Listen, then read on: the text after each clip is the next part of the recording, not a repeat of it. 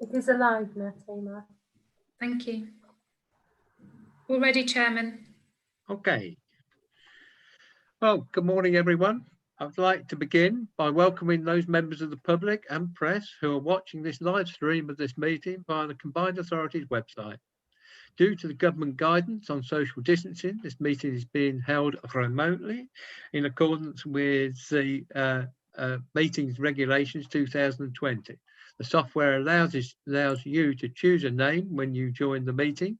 To members of the public, if you do not want to be identified, please choose a pseudonym. Decision summary and minutes of the meeting will be produced in the usual way, and a recording of the meeting will be available to view on the meeting page of the Combined Authorities website.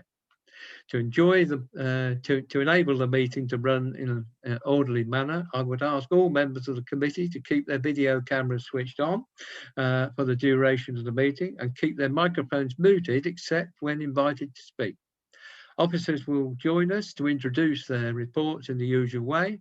Any members wishing to ask a question or make a comment should indicate by clicking a raised hand function on the right hand side of their screen. When I invite you to speak, please unmute your microphone, ask your question and then mute it again to allow others to respond.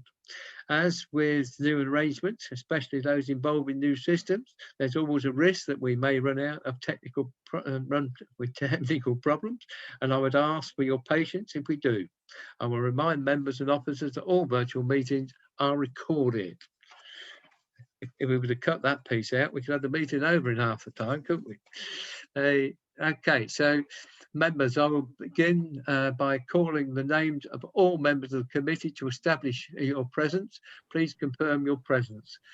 Councillor David Ambrose Smith. Present, Chair. Thank you. Councillor Davey has apologised. Got a health appointment. Councillor Liz Every. Present. John Leash. Present. Mike Sargent. No. That's from the last meeting. He's right. not attending. No. Sorry. Okay. So Councillor Chris Seaton. Present. Elaine Wilson. Present. And me, John Holditch. I'm here. Okay. We have had apologies to get it in the right place from Councillor Davey. And is there any member that wishes to declare a disclosable pecuniary interest or a non-strategy disclosable interest? Please click the raised hand on the right of your screen now if you wish to declare an interest. Councillor Seaton. Yes, thank you, Chairman. My usual one, and that is that my wife works for the College of West Anglia in the apprenticeship department. Okay. Right. We're being asked to approve the minutes of the meeting of the 14th of September as a correct record. Can I ask if any member who does not agree with this proposal to click their raised hand function on the right hand of the screen now? Chair, sorry to interrupt you. That's the minutes of the 9th of November. Okay. Have I picked up the wrong set of papers or something? Tamar? I did amend that. So it may, I did amend it. So yeah, and I sent it back through. Okay. You have the right, you should still have the right one. Okay. Just the dates, me. Hey, dates don't mean anything to me. Okay. I see no objections, so and then nobody wishes to speak on them. So I take it that we could approve them. Yeah, happy everybody? Okay, so we're going to move on now to item 1.4. Is that right? Or was that it?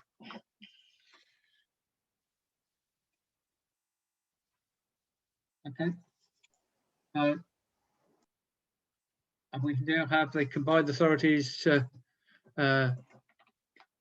skills agenda plan. Yeah, are you all happy with that?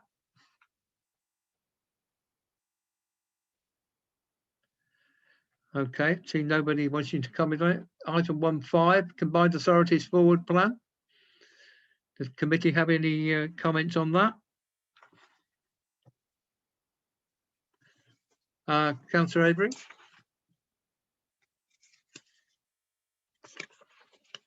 Councillor Every, you got your hand up?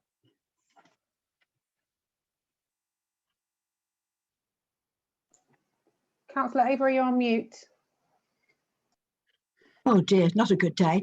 I just wanted to say about the agenda item on business growth service skills brokerage mobilisation and say a huge thank you to John T. Hill, because obviously this has gone back a bit further than I would have liked to have seen. And in the interim, I've had a really, really good conversation with the officer involved with this. And I'll be talking to my the counterpart in Fenland about this, because Chris, because we talked about this, and it was a very, very good meeting on Zoom, on the telephone. And I just wanted to say thank you very much for orchestrating that for me, John. Okay. You're welcome. Any other comments? I take it you approve the forward plan, yes? Thank you very much. I think then we are going to ask now Mahmood Farouk to introduce his report. Mahmood, are you there? Good Okay, morning, all. welcome to your first meeting. Thank you very much. Good morning, all. Mm. And thank you for this opportunity. I will try to make my comments short and to the point to allow for members to ask questions, to clarify any issues further. First of all, is my voice coming through clear and loud enough? Yes, it is. Okay, thank you. I would like to start by confirming that the board is invited to consider two papers. The first paper describing our most up-to-date position on the second phase of the University of Peterborough, and specifically on the subject of Peterborough R&D property company known as Propco 2 and the legal incorporation of the Propco 2. The second paper is the associated business plan as an appendix to the first paper. So I just want to clarify that. I would like to start with the main report. Perhaps it would be helpful for me to say that the purpose of the report is to give a brief update on three aspects of the university project. Namely, number one, the progress of the university phase 2 research and development project with a specific reference to the project's legal arrangements. And number two is the governance and ownership aspect of the project. And number three is the procurement approach to appoint the two key protagonists. These two key protagonists are the building contractor and the commercial operator. I hope that's clear. So I would like, bearing with that in mind, to start, if you could allow me, to give you a brief update on the university phase 2, followed by the key points in the paper. The phase 2 of the University of Peterborough is a development of the Research and Development Centre, which would link academia and industry in order to establish skills and learning in the very heart of the city. And this will in turn provide a platform for a high value manufacturing innovation ecosystem with a technical university at its heart. So that's the key point. The facility has two significant objectives. The first objective is to create a research which should contribute to technology which will allow for the reduced carbon emission for innovative businesses. And the second objective is to provide the students of the university with access to tomorrow's manufacturing technologies. So these are the two key objectives. With that in mind, again, the center will be a joint venture company owned by CPCA and Photocentric Limited. Photocentric is a very profitable, rapidly growing technology company in Peterborough. The intention is to achieve significant sector cluster growth based on the technological innovation that will in turn transform the knowledge intensity of the products, services, and jobs. As far as the funding is concerned, you may know the allocation of £14.6 million from the Ministry of Housing, Communities and Local Government was awarded in August 2020 to CPCA for the development of the phase 2 of the university. And the question now remains, how are we going to deliver this project? And this is what the paper is trying to outline. To make the investment delivery a reality, An application is currently under development with Photocentric as the lead organization in partnership with the CPCA to develop a special purpose vehicle with equity investment coming from the GPF and the Photocentric to build the center. This special vehicle is formation of the what we call Peterborough R&D Property Company, or so-called PropCo 2 for short, which has now been officially incorporated on 18th of November 2020, I beg your pardon. The report outlines two key proposed approaches for delivery. The first one being that the Director of Business and Skills, in conjunction with the lead member for economic growth, the Section 73 officer and the monitoring officer, to develop the necessary legal documentation for the Peterborough R&D Property Company, which is something which is ongoing as we speak. An initial business plan is appended as an appendix to this paper for the members to review, which would provide further clarification on this. The second key proposed approach is the Peterborough R&D Company, or PropCo 2, to enter into the contract with a commercial operator who wins the tender and acts as the operator, which is successful in the procurement exercise. This will allow for this partner to manage the day-to-day aspects of the facility. With this tender is going to be based on a concession contract, which will include a number of prerequisites clauses that offer subsidized rental arrangement for a limited period. Again, the business plan will clarify the details. The report outlines the procurement route and appropriate contract. I would like now to pause and hand to you, Mr. Chair, and welcome any questions and any further clarification that may be required. And thank you for your attention.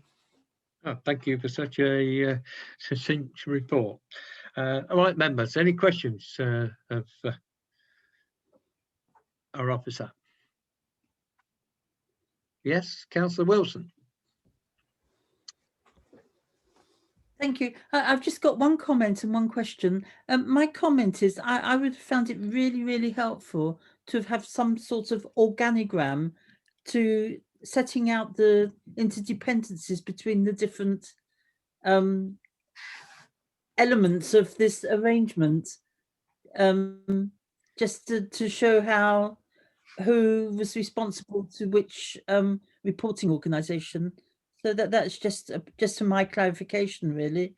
The other point I wanted to ask is how I would like to understand a bit more how Photocentric became the chosen partner, and what sort of procurement and tendering process happened. Were there any other applicants? I feel like I'm missing a bit of the story here, and that's all really. And I'm sure they're perfectly they're the best partner, but I just want to understand the process, how we got there. Sure. Mahmood, I think we better let John Teal answer that. Sure. Thank you, Chair. So this funding was the subject of, if you remember, I don't know whether you will, the letter from Robert Jenrick way back in June last year, which became something called the Getting Building Fund, where he wrote to all councils and said, have you got any shovel-ready projects? We went through a process to select the project at that point, working with all the different local authorities, and this project was selected, so that's the first stepping stone, and it was subsequently put forward to government, and they agreed to fund it for 14.6 million. That was subject to our local assurance framework, because that was, if I may call it, the allocation phase. What we then had to go through was the application phase. So once having the 14.6 allocated for this generic project, say generic, for this research building, we then actually put a mini call out to organisations in our area to say who would want to partner with us to build this centre. TWI were for a long while the sort of lead potential applicant and worked a lot with us on an application, but also Photocentric applied as well. And in the end, Photocentric put forward an application to the combined authority in exactly the same way as all local growth fund applications are put forward. So that's the competition bit that they applied, and then it went through our normal process of internal officer evaluation, then on to 2 independent evaluators to score it. And then it went to our entrepreneurs advisory panel that's got a number of local businesses on it. And then it went to the business board and the CA board for approval. So that there was a competition in terms of selecting. You're frozen, John. And they were selected by John. You're frozen, mate.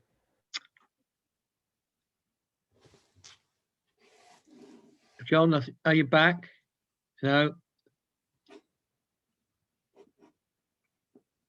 Sorry, we've lost John, but I think he did a pretty comprehensive overview of that. To wonder with all these channels that we go through, that we get anything done, isn't it? Really? Yeah. Can I just, Mr. Chair, can I just comment on the first question that Councillor Wilson, in case I'm John. back. Oh, okay. As far as I got before I clicked out, was that a satisfactory answer? Were you happy with that, with John's first part, Councillor Wilson? To unmute. My unmute is a bit reluctant. Yes, thank you. That's given me a clearer idea of the process. Thank you. Okay, thank you. Right, Memo, you wanted to say something? No, I thought we lost John, so I wanted to sort of step in to finish that sentence, but also to say that the first question you had about the organogram is a very valid one. It's something that I've started doing hand sketch myself, and as soon as, for my own sanity, and as soon as I finish it, I'm quite happy to share that with everyone. Yeah, and I think the reason you haven't got one, it's been such a fast-moving, changing situation, which is now stable and signed up. Which is only what, 2 or 3 weeks ago that we signed it up. So yeah, I think that would be handy for everybody. Right. Any other members got any questions on this? Okay. Well, then I'll move to the vote. Are you all happy with the report and the recommendations contained in it? If you're not, please show. Are you happy with that process, or do you want me to go around every member? Rochelle? Rochelle? Happy with that, Chair. Thank you so much. Good. Thank you. Happy. Good. I'm very happy that you're happy. All right. So thank you. I think I've done that. I think the next one is Parminder Singh. Are you there? Who's going to do the adult education budget statutory annual return? Parminder, are you there?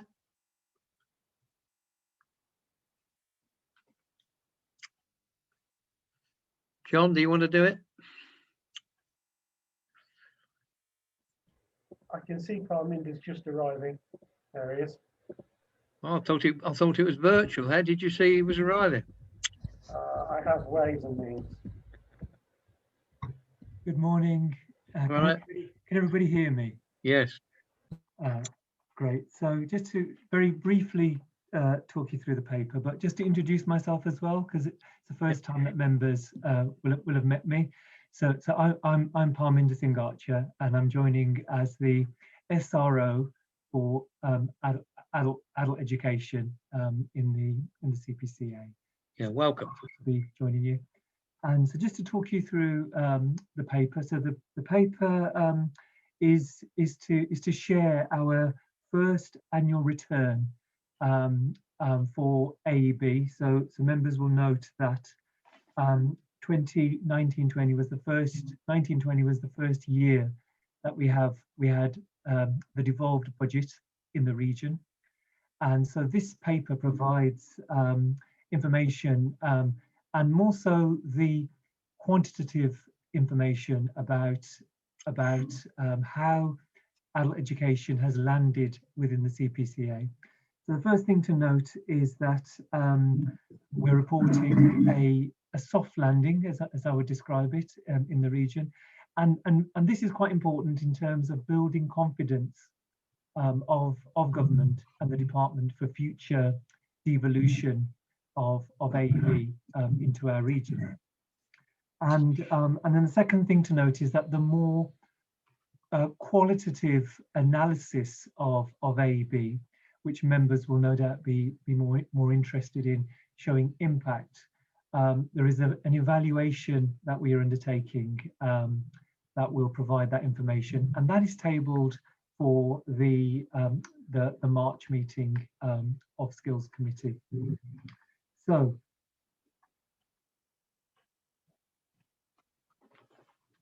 You're frozen. So, Okay, you're back. You're back again. Great. Yeah. So the main headlines are that we had participation of around 14,000 enrolments, approximately 8,000 residents who benefited from AEB, and we're able to demonstrate greater efficiency and coherence in terms of deployment of the funding. So members may be aware that we had a plethora of providers previously, and we've streamlined that through commissioning down to 17 key providers, mainly our local authority provision and our colleges within the region, as well as some independent training providers.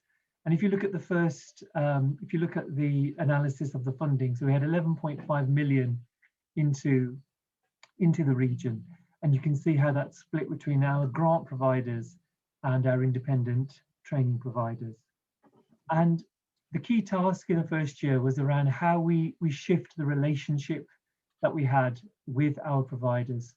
So previously, through the Skills Education and Skills Funding Agency, we would have described that relationship as being more transactional. We've tried to shift the relationship to being more transformational. And the way that plays out is really a focus on the local priorities. So members will note that one of our successes is how we've shifted more AEB to be invested in more of the deprived areas within the region. So you can see a shift, whereas previously 22% of the funding was in the deprived wards. Now we're at 35%, so over a third of the funding, and we count that as one of our successes. And then the other thing is around how we focus more on the levelling up agenda and ensuring that the community learning, which is the first steps provision for some of our more vulnerable adults, how that has also been more evenly distributed across the region. And then the other things to note are, of course, the impact of COVID-19 on provision towards the latter half of the academic year, and we will report more in more detail when we do the table evaluation. But the big impact has been around enrolments and achievements for those learners who were enrolled onto adult learning.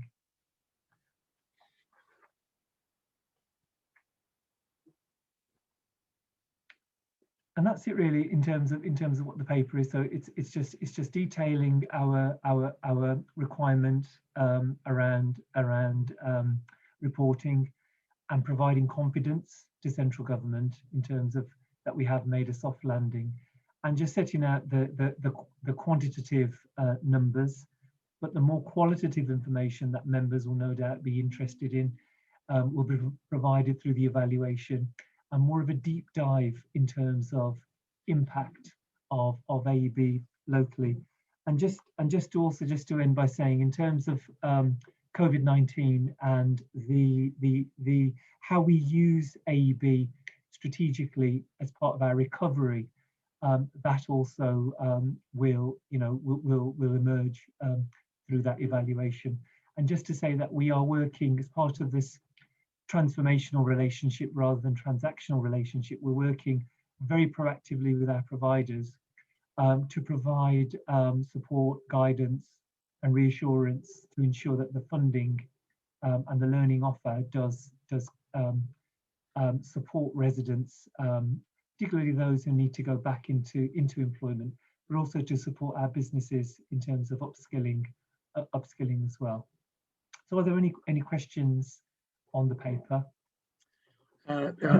Thank you for that. I should have welcomed you to your first committee meeting, and I think it would be handy for members, if John T, if you're listening, if we had a family tree of what our new skills team do and who's responsible for what. If we could achieve that, would be handy. And I think John T, you wanted to add something. Yes, actually what it was, Chair, was the two questions from the political meeting that occurred last week. At what point in the meeting you'd like us to handle the answers to those questions?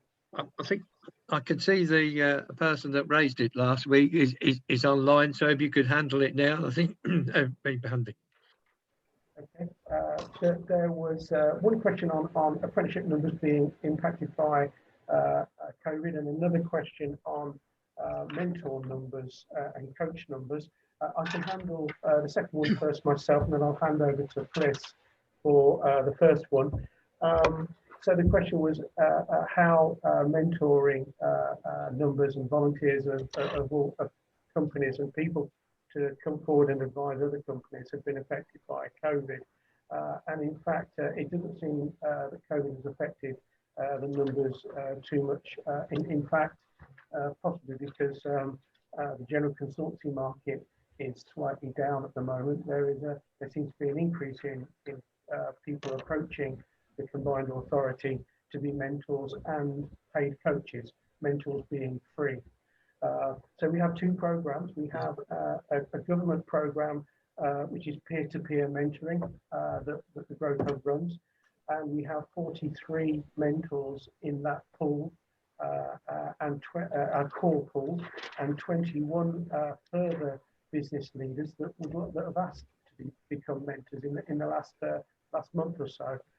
And we're getting applications daily from business leaders to become mentors of other business leaders within that peer-to-peer program. So actually quite a buoyant mentoring market.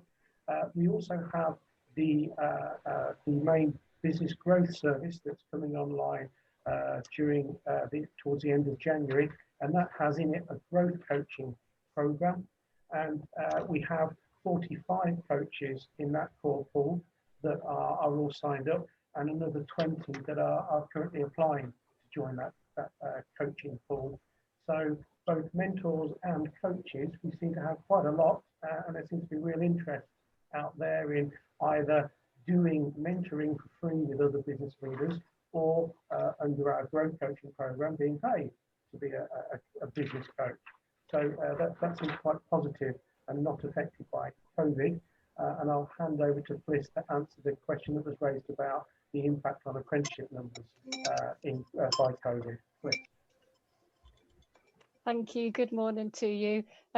So I haven't introduced myself formally either. So I'm the SRO for Workforce Skills, and it's nice to meet all of you virtually. So in trying to answer the question that's been posed, I thought it'd be useful to use some data to give you some of the context of what the apprenticeship provision is like across the region at the moment. So the data on apprenticeship starts from the first quarter of the academic year for 2020-21 isn't available until the end of this month. So it's available on the 28th of January. However, I do have comparative data on the starts for the period of March to July in 2020 compared to the same period in 2019. And there has been a 38% decrease in apprenticeship starts in the pandemic period in our region. This, however, is lower than the impact on the national starts, which has seen a 46% decrease. So although the figures aren't great, we are faring slightly better than the rest of the country. There are some positives in the data, although quite limited, I guess. There has been an increase in the proportion of learners aged 19 to 24. And we've also seen a large increase in higher apprenticeship starts. We've seen an increase of 42% in higher apprenticeships. This in turn suggests that employers are using apprenticeships as part of their talent strategy to bring higher level skills to their organisations. The majority of sectors have seen a decrease in starts. However, perhaps not surprisingly, the two areas that have seen growth is in health and public services, which has seen a 3% growth on the previous year, and also in business administration and law, which has seen a 4% increase. This data mirrors the patterns we're seeing in the wider vacancy data across the CPCA. It is thought that the government incentives as part of the plan for jobs have not been big enough to encourage employers to take on apprentices as it was hoped. In addition, the Kickstart scheme has also detracted employers from taking on the apprentices too, because of the benefits that can be found through the Kickstart scheme. To help counteract this, we're due to launch a campaign promoting apprenticeships in the forthcoming weeks as a precursor to National Apprenticeship Week. This will help to build the engagement and pave the way for the launch of the Business Growth Service, which we hope to come on board soon. And this will have a dedicated, extensive resource working with businesses to increase their apprenticeship activity as part of their talent strategies. In addition to this, the SRO for AEB, Parminder and I have got meetings with all of the college principals within the region, and on the agenda for discussion is the future development of apprenticeship provision in the area. Looking at the specifics of the underspend on the MOU with the DFE, the contract has been extended and the funds will be fully used on completion of the end of the MOU in June 2021. Okay, that's it. That's it. Thank you. Thank you. Okay, thank you very much. Councillor Every. Thank you, Armand. Oh, yes. Thank you, Chair. Good to see you, Fliss. I can now put a name to a face, which is great. Thank you very much. And welcome, Parminder. It's really good to have you here. And it was really great to have such a positive launch report. And I know it's a review for 1920, and I know we're in 21 now. And we will evaluate that at the next meeting. But I had a meeting with our local adult skills group officers just recently. We have a hub in East Cambs, which is absolutely great, which is in the library, which is open part-time of the day. But I really want at some time, and it may not be now, to drill down on what the strategy is going to be for the COVID, because these courses are aimed at the harder to reach people, and there may be those who do not have devices that they can actually do online, which of course is what they're planning to do, and they're trying really hard to go online. So I just wondered whether where we will be able to see, the Plan B strategy that is going to happen now from 21 onwards, because otherwise I can see a huge dip in this, and this will have an adverse effect on the story perhaps that Fliss is talking about, not obviously the high level apprentices, but the lower. So it's just a plea really, when will we have that strategy that we can learn and understand, so that we can see what's like, because this has been such a good story to get the the adult skills out there, and just don't want it to lose its momentum. Okay, who wants to answer that? Can I just add a couple of things to that? So just to give members some reassurance in terms of what we're doing. So the first thing is around making sure that we keep momentum going around enrolment, and making sure that the offer is disseminated and promoted. So we're doing some work with our comms team at the moment, because January is normally a peak in enrolment for us, and obviously we've been hindered with the second lockdown. So there is going to be a campaign the next few weeks to promote some of the learning offer that's available through AEB. So there'll be a social media campaign to do that. And the second thing is to note that most of our providers were able to shift their provision to virtual delivery. some more successfully than others, it has to be said. However, they're now in the second term of virtual delivery, so they have developed some expertise around doing this. The third thing is around digital exclusion, and just to we will report more fully in the evaluation, because we did allow funding to be used to support devices and to support internet and broadband connection as well, and also to allow providers to use some of the budget in terms of readiness and capacity building for virtual delivery as well. So again, that will continue. We'll also be able to report on some of our innovation fund as well, and some of that is specifically around digital exclusion. And linked to the comms piece, the CPCA website itself is being refreshed, and there's going to be some more how can I say, revitalization of the AUB offer using our channels and our tools, and also how we use the mayor as an ambassador to promote the offer, working with learners and really tell those human stories to inspire others, especially the harder to help learners to enroll onto courses. So there is quite a bit of work going on in the background around promoting the offer and really trying to reach the hard to reach learners that we can do. And finally, just to say, Councillor Every, I think we've got a meeting in the diary, so I look forward to discussing this and really hearing your ideas in terms of how we can get that reach into the communities. Thank you very much indeed. That's really useful to hear. May I just have make a plea for, as well as using the mayor, for ambassadors, that you use your district councillors as well, who are very place-based now and are very much in the community, working with the parish council. So under Think Communities from the county council, you know, we're in there and we're very happy to support what you're doing and to spread the word. Thank you. Councillor Wilson.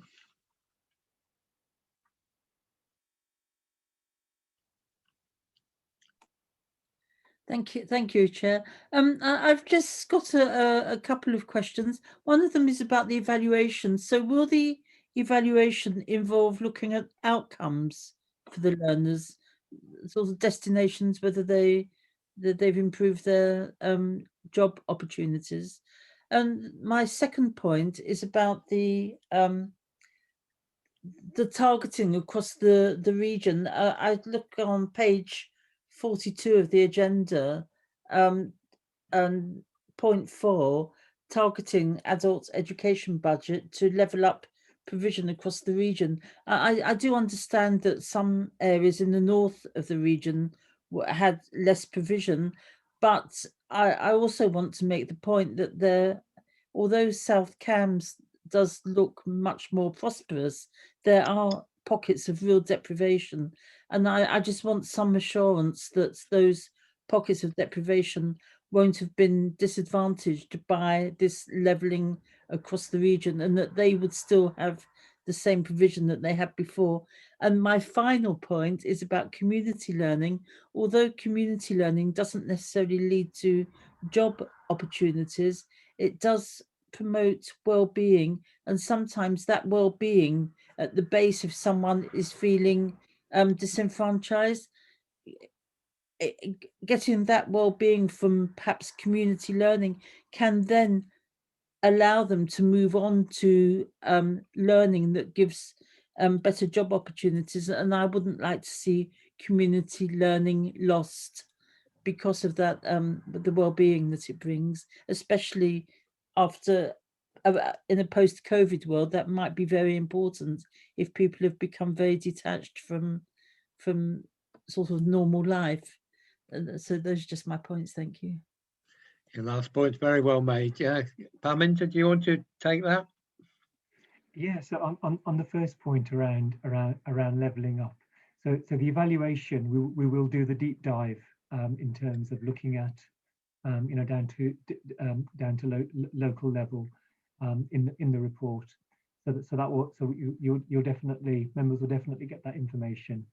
And just to provide some reassurance around the whole levelling up agenda, it's not just about, if you like, the north, it's about levelling up across the whole of the region. So yes, and then the point about community learning is that we maintained the investment in community learning, which is, I think it's approximately 2 million, and so that funding is still there. And the local authorities are the main providers, as you'll know, and there's more work for us to do in working with them around the more wider outcomes. So not just job outcomes, but also looking at progression, looking at well-being, looking at cohesion, engagement, family learning, all of those other outcomes that we benefit from as a society from community learning. And also, given the COVID situation, nationally, loneliness has been one of the issues, and there's been a lot of debate around how we use community learning remotely in order to work on that agenda as well. So absolutely, just to say, so I think just to provide the reassurance that community learning is still part of the agenda, and it is key around levelling up and promoting promoting the levelling up agenda, but also in terms of the wider outcomes, it is recognised and acknowledged. And then the first point that first query was around destination data, and just for members to note that nationally, destination data in AEB is a challenge. That providers have not had the history of systematically collecting that data. But with the conversations that I've certainly had with all providers, is to put some momentum behind that, and also to provide some support in terms of collecting that data. So the evaluation will certainly have some destination data in there, but just to note that part of our journey with our providers is to help them with data quality and improving those destinations. And just to say that they do struggle to collect that data. But I think the definition of destinations as well, one of the opportunities for us is how we widen the descriptors that they're using to capture. And as Councillor Wilson has suggested, it's not just about job outcomes, it's about capturing the distance travelled for those learners as well.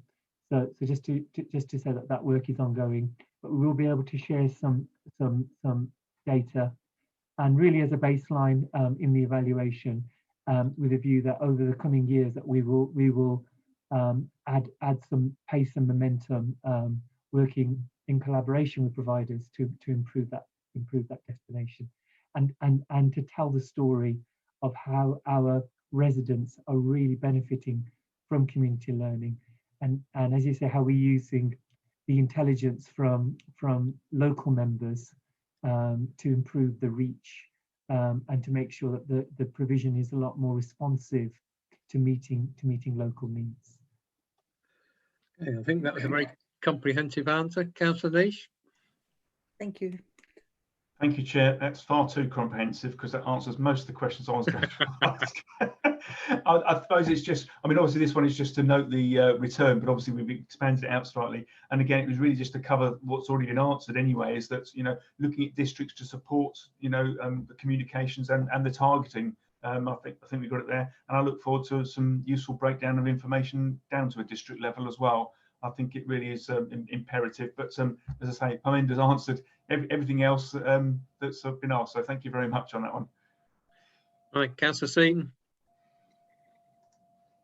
Yes, thank you, Chairman. Good morning, Fliss. Good morning, Parminder.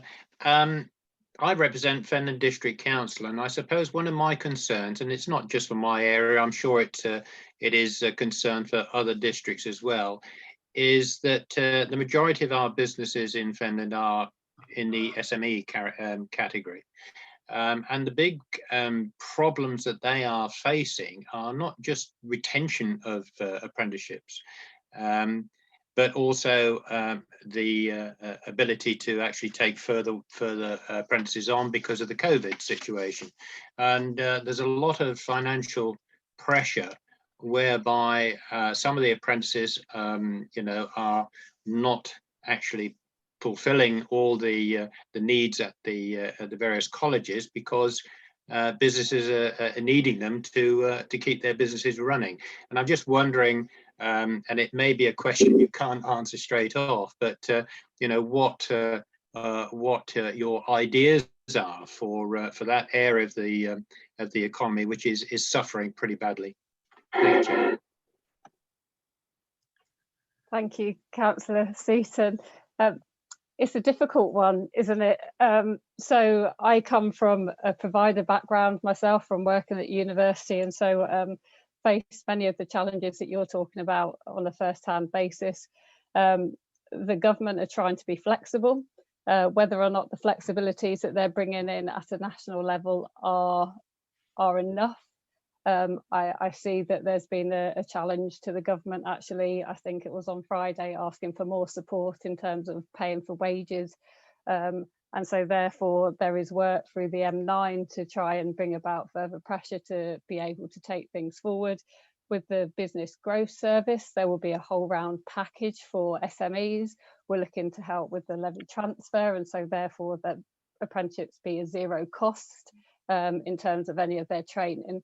But it's a tough challenge, and I agree with you, and we will do whatever we can on a local, regional and national level to try and help stimulate apprenticeships, recognising how difficult it is. Obviously there are breaks in learning, but that isn't an ideal situation either. So recognise the challenges, and we'll do what we can to be able to take that forward. But not a simple answer, I'm afraid. No, I didn't. I wasn't expecting, you know, a quick response to that, Fliss. But as long as you know, and I know that you are aware of the problems, and Parminder as well, that you know that is on the radar. Thank you. All right.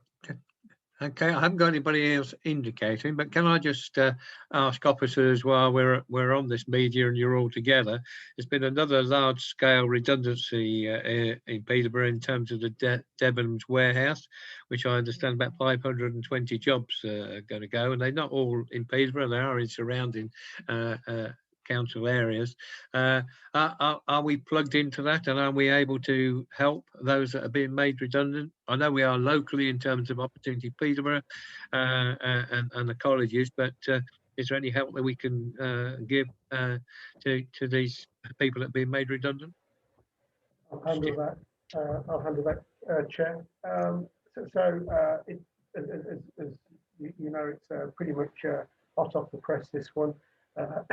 By the course of tomorrow, we should have an action plan from the Combined Authorities Growth Hub as to what we can do to help the affected employees at the Debenhams warehouse, and we will be coordinating with and not duplicating the work that Opportunity Peterborough is doing. And once we've got that action plan, I'll make sure that goes out to both the Skills Committee members and the Business Board members by tomorrow night. Thank you, John. I haven't got any other members. I think we've probably strayed off this report quite nicely, because I think the information that's come out of it and the questions been asked are very prudent. But are you happy to approve the recommendations as in the report? Do I have any objections? Please show. Chair, can I have a proposer and a seconder, please?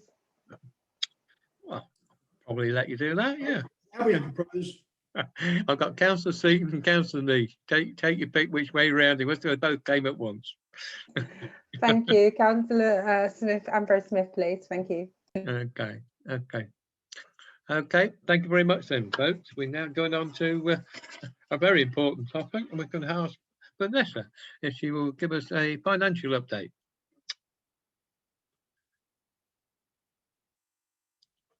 Vanessa, are you there?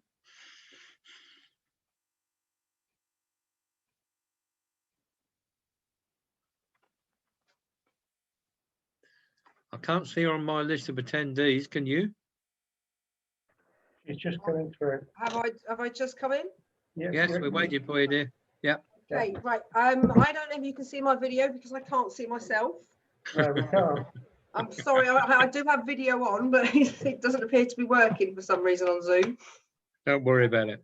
Apologies, I'll just have to speak to you for today. Right, good morning, Chair, good morning, board members. Normal reports that we're presenting on the update of the funding lines within the Business and Skills Directorate that are relevant to the Skills Committee. Mostly the information that I've contained in the report, I'm hoping that I've answered most of the questions that you will have.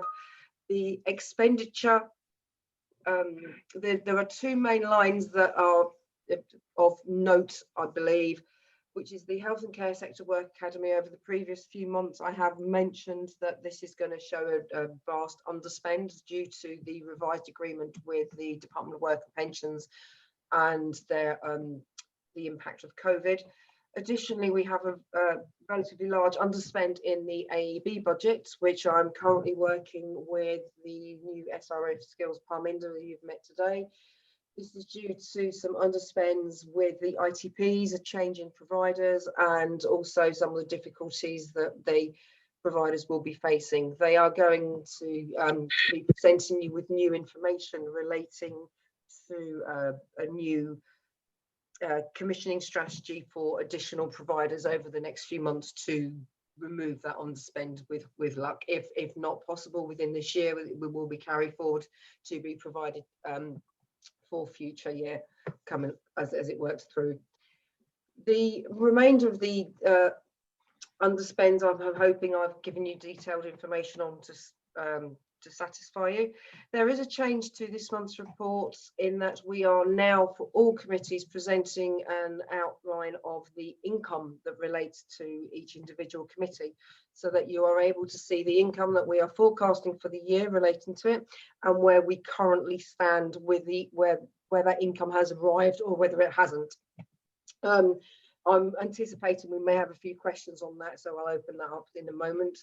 The only other area that we have to talk about in our budget is the capital budget for the University of Peterborough Phase 1, which, as most of you should know by now, we completed the shareholders agreement on the 23rd of December, so is now ready to go through as PropCo, and all monies will be transferring through as per the agreed shareholders agreement with other parties. Other than that, I believe I've given you an overview and opening the floor up for questions. Right, has anybody got any questions? Can I use my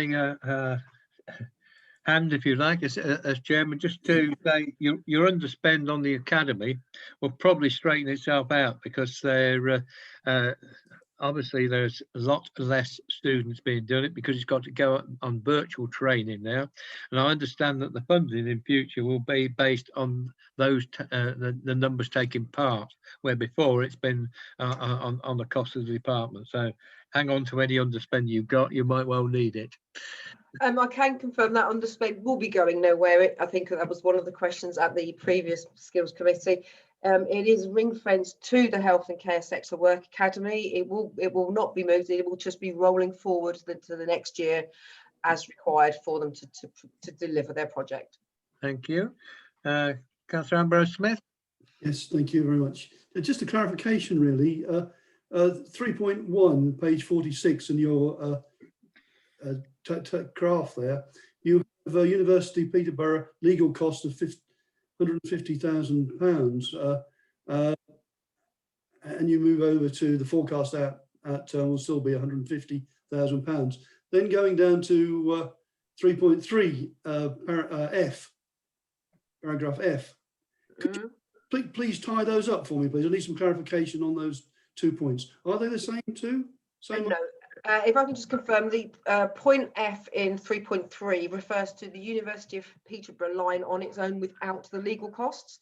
That was the rollover of the revenue budget from last year. There was £4,200 left. What's happened is, whilst we have been, the company has been created, is in the process of going through the shareholders agreements, etc. There have been various costs incurred, such as the planning application, etc., that we have had to pay on behalf of PropCo so that we could go through the process of continuing with the university.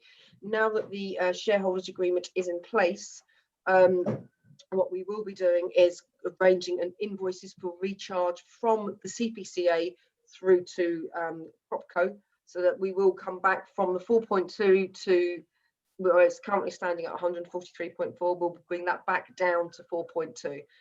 It's been used as a holding area because we have been unable to physically invoice due to the Okay. lack of finality on the legals. Yeah, understand. Thank you very much. Thank you.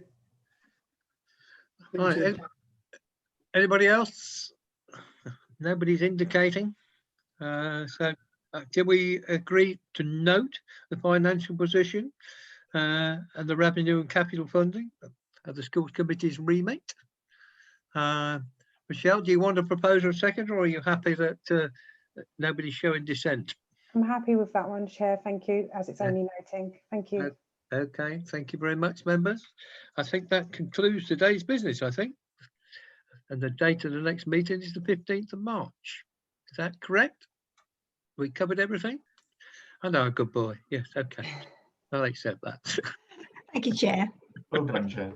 Thank you very much. Thanks, Thank you, both. Chair. Thank you, councillors. Thank Thank you all. you. Cheerio. Bye-bye. Bye-bye. Bye, Chair. Okay. You put your hand up, Chris. Did you want to say something? Sorry. Can I leave? He says. I was just saying goodbye, Chair. Oh, that's very nice of you. Oh, where are you going?